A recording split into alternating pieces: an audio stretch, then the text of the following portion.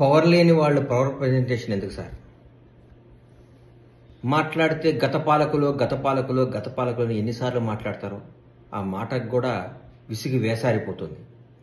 గత 10 సంవత్సరాల నుంచి మేము ఏం చేసాం చెప్పండి. గత 10 సంవత్సరాల నుంచి మేము ఈ రాష్ట్రాన్ని ఏం అభివృద్ధి చేసాం చెప్పండి. మేం చెప్తాం గత 10 సంవత్సరాల నుంచి మీరు ఏం దోసుకున్నారో, మీరు ఆర్థికంగా ఏ స్థాయి నుంచి ఏ స్థాయికి వచ్చారో, మీరు ఆర్థికంగా ఎక్కడి నుంచి ఎక్కడ ఉన్నారో, మీ నాయకులు కానీ మీరు కానీ మీ జీవన విధానం ఎంత మారిపోయిందో, తెలంగాణ ప్రజలు ఎంత వెనకబడ్డారో, మీరు ఎంత ముందుకు పోయారో మేము చెప్తాం.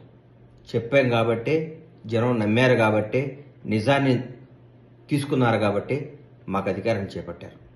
అధికారం చేపట్టి నెల రోజులు కాకుండా కూడా మీరు అప్పుడే ఎందుకు సార్ అంత ఆతృత, ఎందుకు అంత బాధ, ఎందుకు అంత భయం?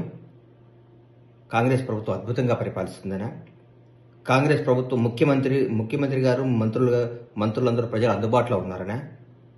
అనుక్షణం అందరికీ న్యాయం చేస్తున్నారనా? ప్రజలందరూ సుఖ సంతోషాలతో కళకళలాడుతున్నారనా? ఎందుకు మళ్ళీ లేనిపోయిన మీ ఎన్ని? ఆగండి, వెయిట్ చేయండి, టైం ఇవ్వండి, అద్భుతంగా చేస్తాం. 20 గంటల పనిచేసే ప్రభుత్వం వచ్చింది రోజుకి. అందుబాటులో ఉండే ముఖ్యమంత్రి గారు వచ్చారు, ప్రజల మనసులో ఉండే మంత్రులు వచ్చారు. రాష్ట్రం ఎక్కడికో నుంచో ఎక్కడికో దూసుకుపోవడానికి సంసిద్ధంగా ఉంది.